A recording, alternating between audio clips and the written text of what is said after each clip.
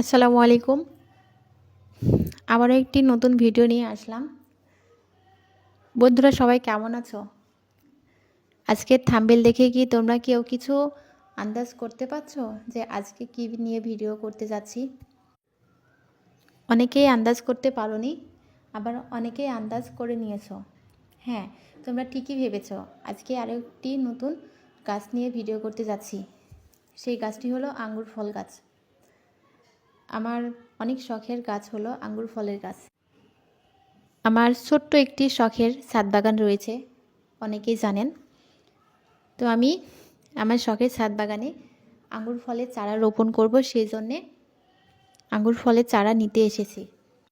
বন্ধুরা এই যে দেখো, আঙ্গুর ফলের গাছ থেকে কাঠি সংগ্রহ করে চারা উৎপাদনের জন্যে রেখে দিয়েছে। এই যে সবগুলো রয়েছে বীজতলা। বীজতলা অর্থাৎ চারা রোপণ করার স্থান। এই যে দেখছেন এই কাঠিগুলো আঙ্গুর ফলের গাছ থেকে কেটে সুন্দর করে রোপণ করেছে। এই শাখা থেকে সুন্দর সুন্দর গাছ হবে।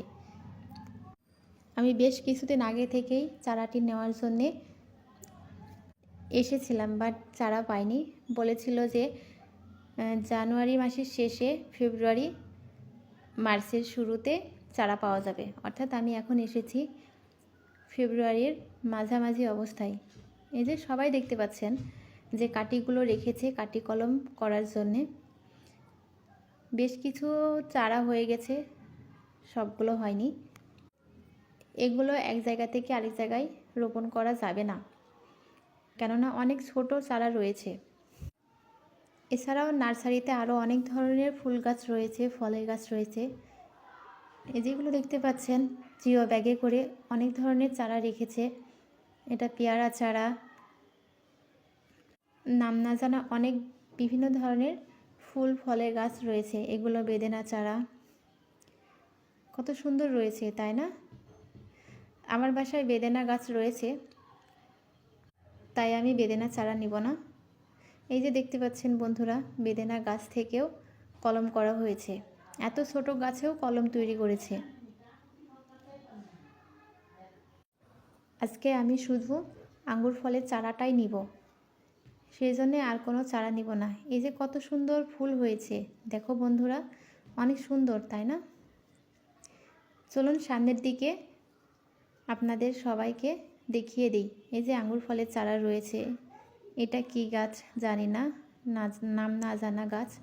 এই যে আঙ্গুর ফলে কত সুন্দর ফুল হয়েছে, এত ছোট গাছে ফুল হয়েছে।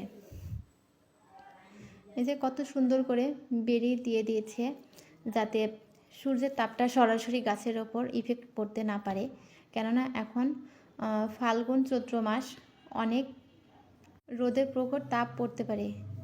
এই যে বন্ধুরা দেখতে পাচ্ছেন কত সুন্দর সুন্দর গাছ রয়েছে। পাশে টমেটো গাছও রোপণ করেছে। নার্সারি সম্পূর্ণ ঘুরে আপনাদের দেখাবো। এই যে কত সুন্দর করে জিও ব্যাগে গাছ রোপণ করেছে। আঙ্গুর ফলের চারাটি অনেক সুন্দর হয়েছে। এখনও গাছ মেলেনি, অথচ ফুল থেকে ফল হয়ে যাবে। তো ছোট গাছে ফুল এসেছে। এখানে অনেকগুলো বীজতলা রয়েছে। এখানে শুধু আঙ্গুর ফলের চারা নয়, বিভিন্ন ধরনের চারা রয়েছে। এগুলো হলো শাক সবজি। এক কথায় এই নার্সারিতে শাক সবজি ফুল ফল সব ধরনের চারা পাওয়া যাবে। এখানে সব থেকে বেশি গাছ রয়েছে আঙ্গুর ফলের চারা। আঙ্গুর ফল থেকে সরাসরি চারা রোপণ না করে আঙ্গুর ফল গাছ থেকে কাঠি সংগ্রহ করে বীজতলায় রেখে চারা উৎপাদন করছে। চারাগুলো একটু বড় হলে এরা সেল দিবে।